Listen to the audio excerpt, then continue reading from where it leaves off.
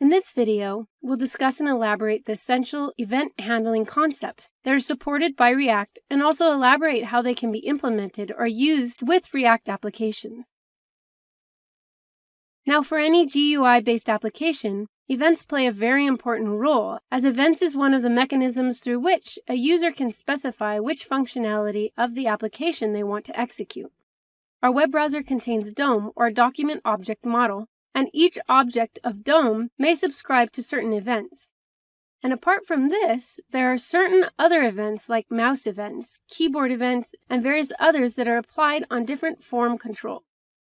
Now in the case of React, React has its own event handling mechanism, unlike various other frameworks, and that event handling mechanism is propagated as synthetic events. The benefit of synthetic events is that it's cross-browser, which basically means that we don't need to worry about events that are specific to a particular browser. Now, if you're using React to implement event, it will work similarly across all the various web browsers, because it works as a wrapper on the browser's native event. Apart from this, the behavior of synthetic events is entirely similar to the browser's event system or the behavior of the browsers. Now, the only difference that is in the case of synthetic events, the same code will work across all the browsers. So we can safely conclude that in order to facilitate portability of event mechanism, React is one of the best choices available today. Now let's explore how we can implement events and illustrate the code specification for events in React using the sample code. With React, we'll be applying the events on the components. For example, in this sample code, we're implementing an onClick event in order to invoke a method of a particular class. The class is showAlert, which extends component, and this class has a method or function which is specified as showAlert, which basically alerts about the event and displays a message. In this case, the message is, "I'm an alert." Apart from that, it also has a render method, which is called during the life cycle of the React application in order to render the outcome to the end user by returning an onClick button, which is showAlert. So the target object is the button, and the event that we are binding with this particular button is onClick. Now when a user clicks on this particular button, we're invoking a method, and that method is this.showAlert, which is a method of the same class.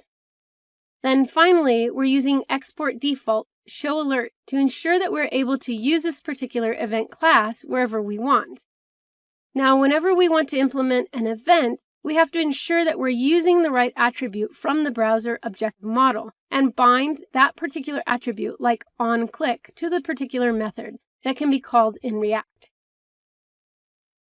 There are various types of event and event classification found in React or supported by React. Some of them include clipboard events, composition events, and keyboard events emitted from each corresponding activity, element, or device.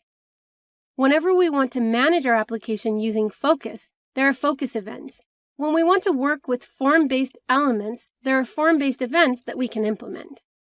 Now, a mouse is one of the very important devices that we can use to interact with UI components, and there are mouse events for the same. When we want to select and deselect certain parts of the UI, we can use selection events to handle such events. And apart from these, if we want to manage applications from the perspective of images, animation, or transitions from one animation to another animation, or apply certain media elements, we are provided with specific events for these categories as well. And thus, React supports a huge list of event classifications, classified on the basis of device components that we use.